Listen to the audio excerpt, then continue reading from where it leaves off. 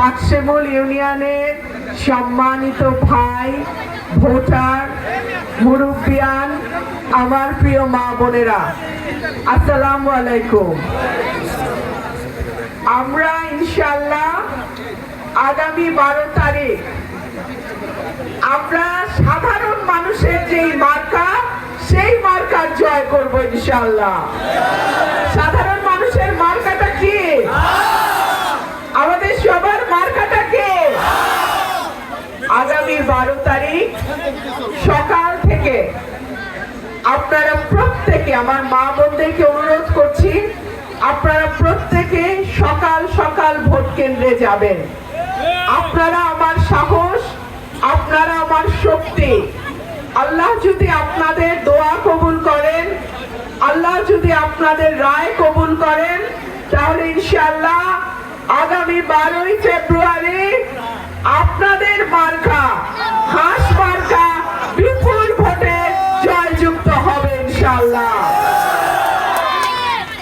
আর আমার মা বোনদের জন্য আমার বিশেষ ঘোষণা, ব্রাহ্মণবাড়িয়ার গ্যাস আগে ব্রাহ্মণবাড়িয়ার মানুষ পাবে, তারপরে এই গ্যাস বাংলাদেশের অন্য কোথাও যাবে ইনশাআল্লাহ।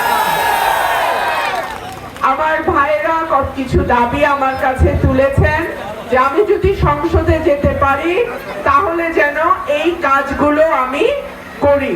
তার প্রথমটা হলো পাকশিমুল বাজার থেকে কবরস্থানের দক্ষিণ পর্যন্ত 1.5 কিলোমিটার রাস্তা। আমি এটা ওয়াদা করে গেলাম ইনশাআল্লাহ। মাত্র 1.5 কিলোমিটার রাস্তা, কোনো কঠিন কাজ হবে না। আমাদের পরমান্দপুর, ফতেপুর, তেলিকান্দি, জয়দরকান্দি এবং এই যে রিমোট এলাকা বড়ইছড়া, এই রিমোট এলাকার মধ্যে যেই মানুষরা থাকেন, আমি কিন্তু গেছি, আমি জয়দরকান্দি, তেলিকান্দি, ফতেপুর, আমি এই জায়গাগুলো গেছি। আমি জানি যে কত কষ্টে মানুষ সেখানে থাকে। যোগাযোগ ব্যবস্থা বলতে কিচ্ছু নাই সেখানে, কোনো যোগাযোগ ব্যবস্থা নাই। রাস্তাঘাটের অবস্থা বেহাল, ধুলা বালি চিন্তা করা যায় না। বর্ষাকালে হয় কাদা, শীতকালে হয় বালি। তো এই অবস্থার মধ্যে সাধারণ মানুষের কষ্ট চিন্তা করার মতো না। আল্লাহ যদি কবুল করেন ইনশাআল্লাহ তেলিকান্দি, জয়দরকান্দি, বড়ইছড়া, ফতেপুর, পরমানন্দ থেকে আমরা এই পর্যন্ত পাকশিমুল ইউনিয়ন পর্যন্ত সড়ক নির্মাণ করে দেব।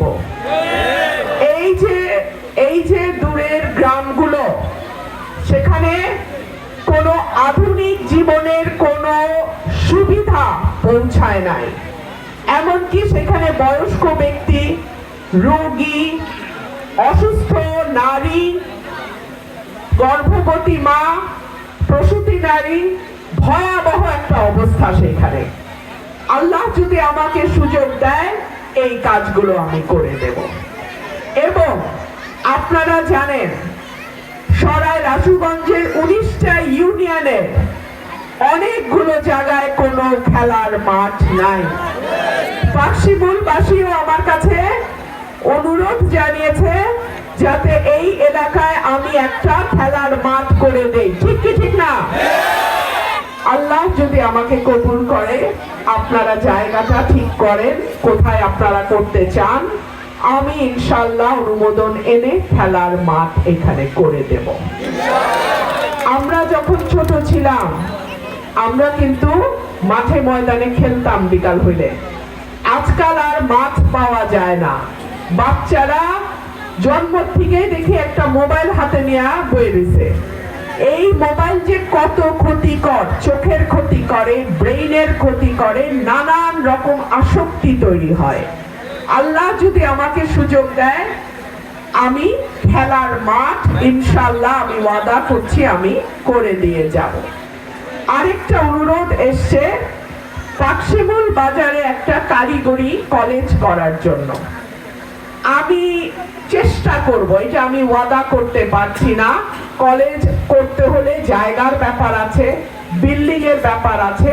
তবে আমি যদি প্রথম মেয়াদে আপনাদের সন্তুষ্ট করি, আপনারা যদি আমাকে ভোট দেন, ইনশাআল্লাহ এই কলেজের কথা আমার নিজেরই মাথায় আছে।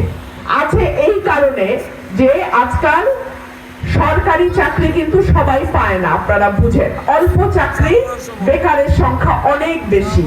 তো তাহলে যদি আমাদের ছেলেদের, যুবক ভাইদের, তরুণ ছেলেদের চাকরির ব্যবস্থা করতে হয়, কারিগরি শিক্ষার কোনো বিকল্প নাই। আল্লাহ যদি হুকুম করে, আমি যদি কারিগরি কলেজ আমার প্রথম মেয়াদে করতে নাও পারি, আমি যুবক ছেলেদের জন্য ট্রেনিং এর ব্যবস্থা করব ইনশাআল্লাহ।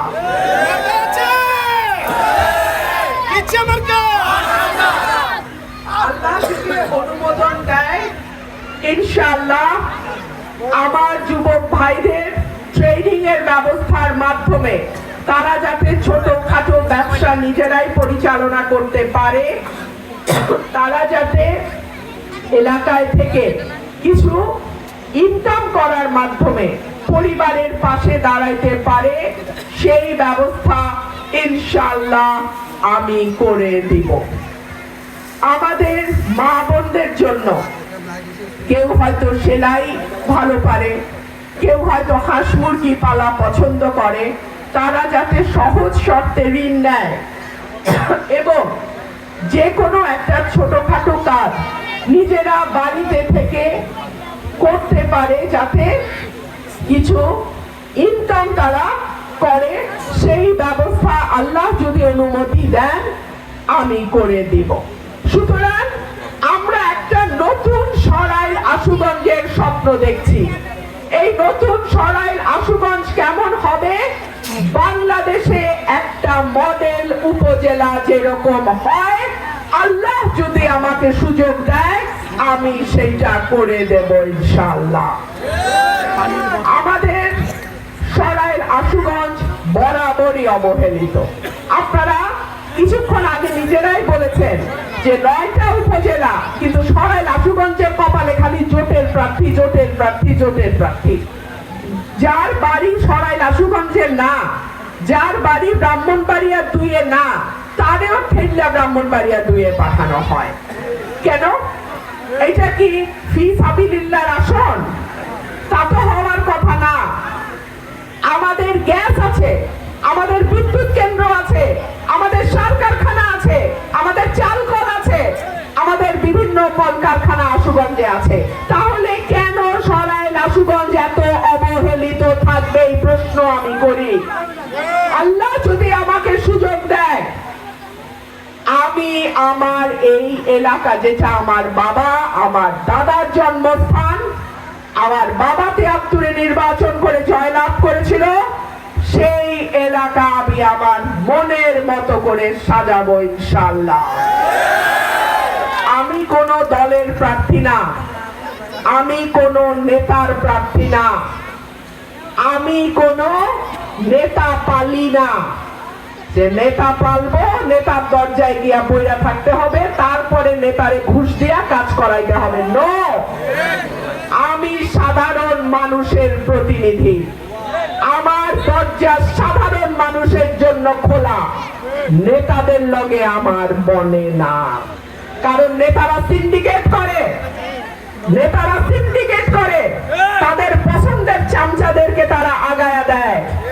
আমি নেতা ধরে কাজ করা পছন্দ করি না। আমার ভোটার আমার মালিক, কারণ তাদের ভোটেই আমি আজকে, যদি আল্লাহ কবুল করে, এমপি হব। ঠিক কি ঠিক না? নেতারও এক ভোট, আমার সাধারণ ভোটারেরও এক ভোট।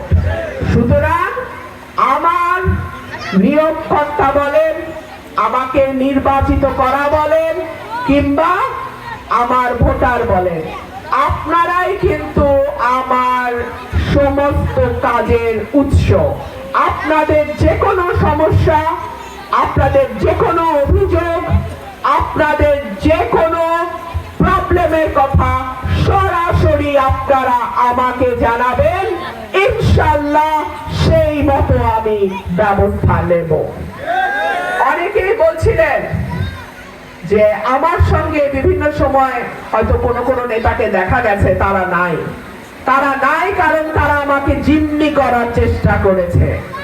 আমি জিম্মি হওয়ার মানুষ না, আমি সাধারণ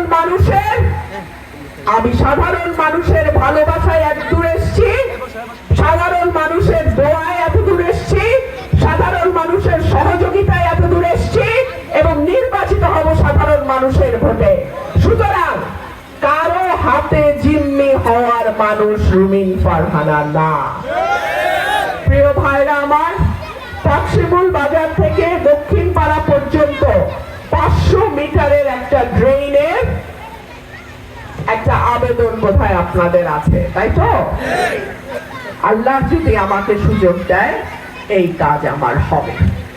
এছাড়াও পাকশিমুল চুনটা ওরাই এই যে যোগাযোগ ব্যবস্থা, রাস্তার অবস্থা মাঝখানে ভাঙা, তাই না?